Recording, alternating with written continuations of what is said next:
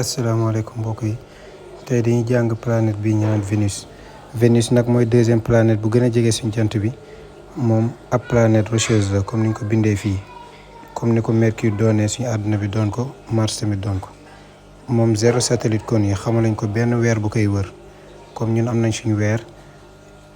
planète bi ci mel ni Mars am na ci ñaar, yeneen planètes yi tamit am nañ ko, waaye Mercure ak Vénus amuñ ko ci liñ xam. période de révolution am 224 jours 16 heures 47 minutes la. période de révolution suñ ko waxee mooy temps bi muy jël pour wër jant bi, te loolu nekkul lenn lu dul at, maanaam atam 224 jours la.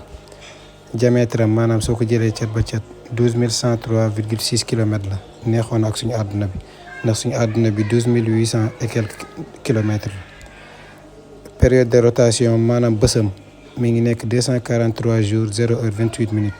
waxoon naa leen ne Mercure balaa bés bi di jeex at bi dina dee ñaari yoon, waaye dama juumoon. Vénus la balaa bés bi di jeex at bi dina dee, ndax soo leen gisee at bi 224 jours la te bés bi 243 jours la, mooy ne at dina dee ci biir bés bi. loolu lu yéeme la. ba tey ci Vénus soo leen gisee température bi muy def bëccëg 735 Kelvin la. loolu jéggi na dayo ci tàngaay, jéggi na 400 degré Celsius.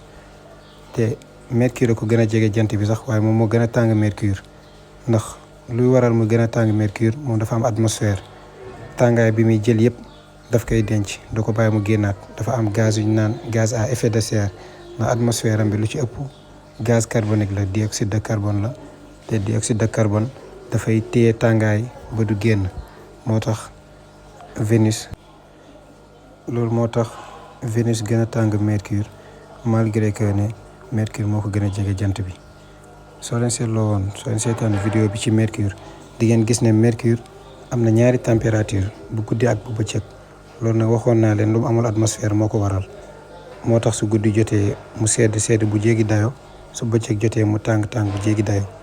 Vénus nag soo leen gisee température bi presque dafa constant environ, ndax tàngaay bi ñëw bëccëg bi yëpp guddi su jotee du génnaat. loolu moo tax même température bi lay am, moo xam guddi la moo xam bëccëg la. gravité à la surface maanaam soo tëbee li lay xëcc, la force de gravité, loolu dinañ ci ñëwaat gën koo leeral. bu àdduna bi moo ëpp bu Vénus, parce que 0,9 fois bu àdduna bi la. maanaam kon Vénus soo tëbee sooy wàcc affaire bi dina xaw a jël temps tuuti par rapport ak àdduna bi, te soo tëbee si ngay gën a mën a tëb bi sori par rapport ak àdduna bi.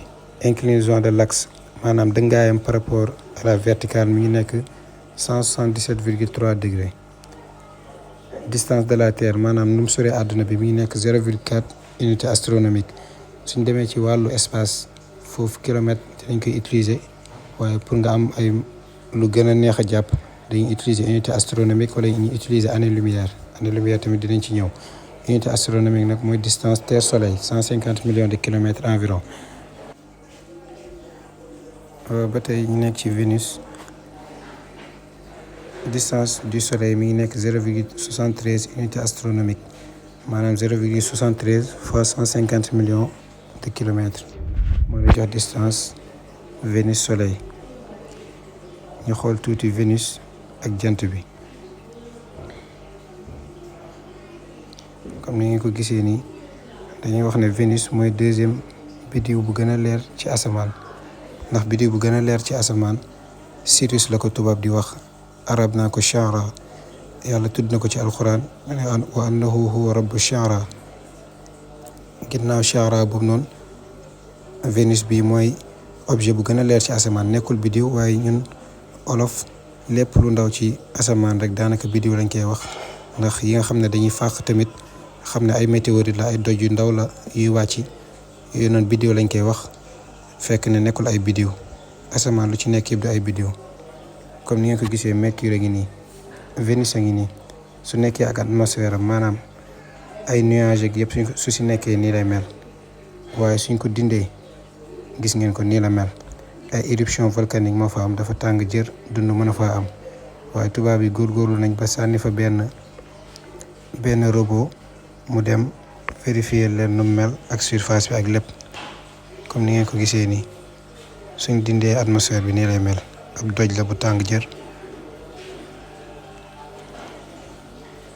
suñ delloowaatee nuage yi nag ngeen gis ko mu mel nii nuage bi nag am nañu gëm ne war naa mën a am dund waaye ba tey taxul ñu gis ko fa ndax découvrir woon nañ fa benn atome boo xam ne maanaam benn élément boo xam ne ay microbiologie yu dund rek ñoo ko mën a créer waaye loolu yëpp taxul ñu gis fa dund ba tey. kon Vénus a ngi noonu day ñëwaat ci yeneen di yéen ñuy laaj ci vidéo yu gën a gudd yi chaîne YouTube bi mu ngi ci profil bi mën ngeen cee dem ngeen partagé ko ngir gën a tasaare xam-xam. wasalaamaaleykum wa rahmatullah.